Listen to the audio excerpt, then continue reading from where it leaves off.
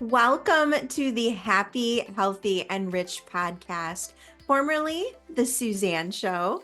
I developed the Happy, Healthy, and Rich brand in 2016 to help women just like you have some real discussions about personal development, navigating the ins and outs of being a woman, women's health, and how to find more joy. Come on in, friend. I'm Suzanne Proxa, multi-talented founder of Suze Pro Innovations, and I'm proud to serve women, online business, and the people ops HR community. I'm also a former featured Etsy seller, plant addict, concert lover, gardener, and human straight up obsessed with helping others and cheering on women. Grab your coffee or your wine, break out one of your hundreds of notebooks. Yes, I see you. Light that soy candle and let's dive in.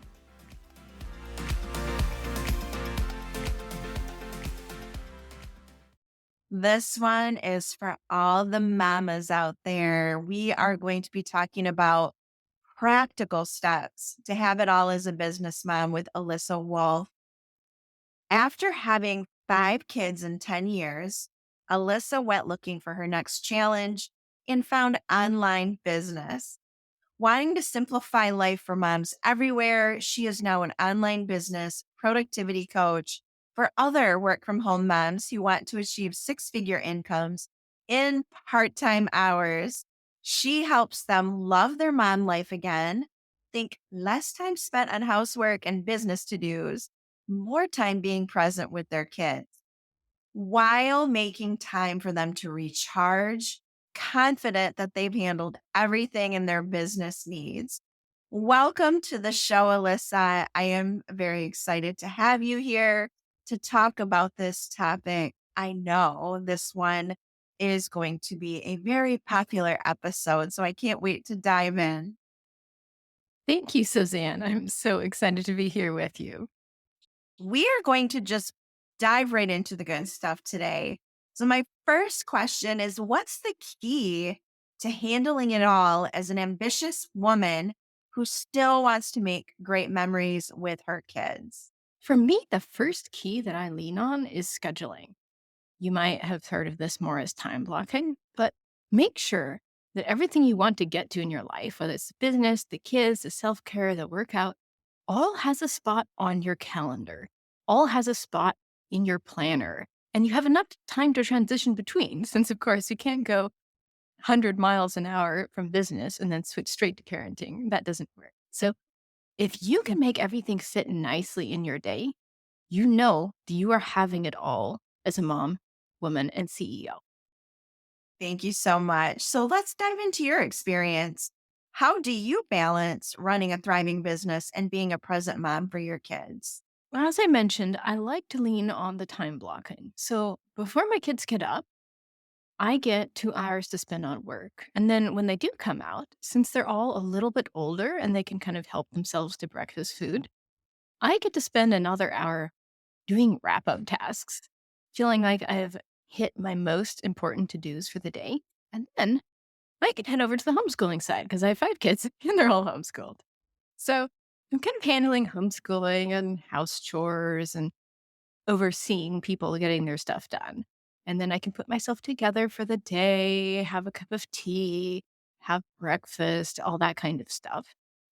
And this usually pretty much takes us through kid lunchtime. And then I still have ones young enough that need to go down for a nap. So I handle that. That means I have my second uninterrupted work time block for the day. Yay. Get myself a cup of coffee, light a candle, and really kind of lean into that time by myself, using business time as self care time in a sense. And then I can knock out whatever got that's still on the schedule that I hadn't gotten done to. This is also when I'll deal with the client calls because, again, I don't want the kids around interrupting, being noisy. And by that point, my kids are still going to have quiet time. The older ones get to do their hobbies and relax too. And I get to take actual me time for myself. It's not just getting to work on business and purpose. So this is when I will go exercise, listen to podcasts, whatever it was I really wanted to do that day for myself. That's when it all fits in. And by this point, you've gotten to like a normal 8-hour workday stop point. So I can swap back. Husband comes home from work. We can start prepping supper, making sure all the kids' homework is finished, dinner, baths, bedtimes, kind of the typical routine. So that's how my day in a life looks like. Okay, so it's not all about the kiddos, right? With all that women have going on, how can a busy entrepreneur make sure her own personal development, wellness practices, alone time, etc., are getting significant attention in her daily life? With this one, I like to lean on making sure you have enough time during the day. So, not like a 20-minute scrolling break on your phone, but how much time do you actually need to rejuvenate? And how much time does a good workout for you and your particular favorite forms of exercise entail? So, for me, if I'm going on a walk, I'm using this as mental processing time, kind of meditation, prayer, mental journaling, if you will. So I can't just go for a 15-minute walk. This needs to be something more like 40 minutes. Okay, that's a decent time block. Also, if I want to listen to some podcasts, because that's my way of doing the continuing development as a business owner and CEO, right? I'm listening to them on 2x speed, but I still need more than a 20 minutes to decompress and recharge. So I might want 40 to 60 minutes of podcasts. So we're sitting at almost 2 hours right there. And then what else might I want to do? Anything that is not work and non kid caretaking has to finish or has to fit into this time. So, do I need to go select some new library books for myself so I have something to read on the weekend? That's a task, but it's a task that supports my self care, if that makes sense. So, I also need a little bit of buffer time to handle that. So, the end result is I'm still looking at least 2 hours a day so that I can handle the me time and the movement. And so, what I encourage the busy mom to do is get creative with where you're fitting this into your day. It does not have to be at the end of your own workday. That's just where it happens to fit right now for me. But please, by all means, put one of your self care activities partway through your day, or you could leave it to right before you go to bed. It's all a matter of fitting all these little puzzle pieces of the time blocks throughout your day and seeing where it will all work based on what your caretaking and client responsibilities are. Such great information. But I know what some people are thinking. There's that guilt that you can get. So, what advice would you give to moms who feel guilty about dedicating time to their business or personal development? Well, honestly, this might sound a little counterintuitive or harsh, but if you're having guilt about the business time, did you really want to be a CEO? If that is 100% no question part of your purpose here on this earth, then the only question becomes for you, how do I get it all done? Like, how do I fulfill my business purpose while at the same time being a good mom to my kids? It's not, oh, I don't know, maybe I should drop the business because that's what being a good mom entails. No, you already chose that you had a second purpose or it found you. Then all we need to do is start looking at where are the cultural stories that are telling you being a good mom means X? What is that X that isn't necessarily true? This can be really sneaky. I mean, you probably already understand you don't need to be dusting the baseboards yourself to be a good mom, right? But are you still holding on to a story that you need to be the only person who cleans anything in your house, that to ask your 7 or 8-year-old to do some of the bathroom cleaning is too much for them? Are you holding on to cultural stories that you must bake every homemade baked good for their birthdays?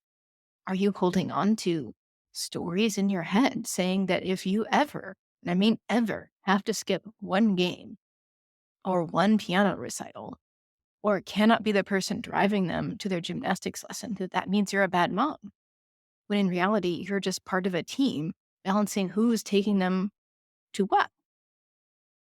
These are some of the things we need to unpack because that is what is actually going to banish the mom guilt for good.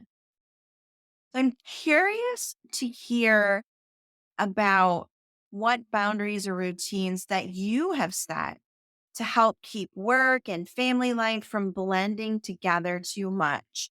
what types of things are you doing to make sure that all of that keeps balanced? I really don't like to blend, as you put it. So I try not to be doing anything business related on the computer and homeschooling at the same time. It means we're both distracted. So, yes, do I sometimes feel like I am being inefficient with my time if I'm sitting there on the sofa waiting for the fourth grader to figure out what his answer to the next question is? Yes, but the decision fatigue of reorienting myself to where I was at, typing this email to a client, that's worse. So I like to use hard stop boundaries. Okay, somewhere between 9:15 and 9:45, depending on when I end this particular content project in the morning, that ends morning work time. I am not physically shutting down my computer, but I could put the monitor black. I could at least minimize all of my tabs. And now I'm going to pull up my mom to-do list. And I'll keep that in a separate area. Flip open that planner or digital to-do list and say, okay, what was on here? Was there something I needed to put in the crock pot right now? Better yet, is that something that needs to go in the crock pot? Something that's at the ability level of one of my kids to have an impromptu cooking lesson for me with? Who is ready for math help right now? And are three people ready for math help? Okay, then I'm going to get two of them doing something else, help the first one with math, and then start rotating through, right? And then by the same logic, nap time is sacrosanct.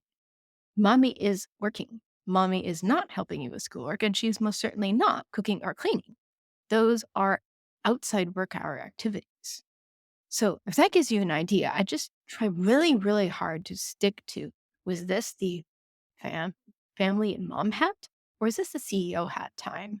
That is what really helps me not feel like it's bleeding into one another. Thank you so much. I think it's super helpful for the audience to hear like what you're doing at the and that this is possible. Now, of course, these days in 2024, there are all kinds of tools and apps and things like that out there. Are there any specific tools, apps, resources, etc., that help you stay organized and balanced in both your business and family life that you think might help the audience? Great question. And I'm actually kind of a minimalist about this. I just like a plain old Google Doc.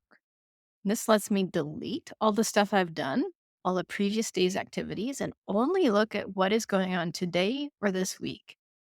And then I keep a template for it so that I can drop in my standard prep and family or weekend activities and anything that's on a repeatable cycle in the business. I just keep copy pasting that template in week to week. I don't use anything fancy. I don't even have a smartphone, so I don't have any apps. That's pretty much it. It works for me though. We always love to hear about little things out there that can help us with staying organized and balanced and all of that. So thank you so much. All right, let's narrow this down. Okay. What is your top tip for blending motherhood with entrepreneurship successfully? It's got to be you have the choice. If you are truly choosing both of these things, there is going to be a way to fit it in. Only the essentials, not maybe everything you're encompassing under this head of business owner and mom. You may need to outsource a lot more than you're intending or strip back your gourmet meal cooking a lot more. But there is going to be a way to fit it because you have so much power in how you approach your day, how you think about your energy reserves, how you view and refuel your creativity, your ability to be a great mom. A lot of it just comes back to you. And once you are open to the notion that the answer is going to appear, it is out there for me, it is amazing how tweaks and shifts and light bulb moments pop up for. Awesome. Well, now that we are armed with that top tip for getting started and blending everything, I know that we're still going to have people out there who are going to be wanting help, more information. How can they reach out to you? Where can they get more information from you or any resources that you have to help them on this journey? Thank you, Suzanne. So, for you, the listener, if you want a dose of bite-sized encouragement along the way of this entrepreneur plus mom journey, go to the On Busy Mom podcast. We release episodes twice a week. They're very short, so they're all under 10 minutes. So you can come away with an action-oriented step that is going to make a big change to your daily life. Also, you could go to my site, yourunbusylife.com. I've got a variety of free resources for you. Right now, the top one on there is 3 steps to love your work-life balance again, the 3-day challenge. And there's always on the offer of a free coaching session as well. I think it's a work-life balance audit. So I would love to show up for you in that way, to see you on Zoom and get you some practical, personalized transformation. Alyssa, thank you so much for being on the show today. As most people know, I am a huge cheerleader for women who are trying to do the things, and sometimes women are trying to do all the things. And I love to be able to provide guests and speakers who can help provide that support, give those gems of advice like you have today. So I am just so thankful that you took the time. And I hope that the audience got just a ton of value from this episode and that you're going to charge out and do the things. So thank you again and look forward to talking to you soon. Thank you, Suzanne. This is a wonderful conversation.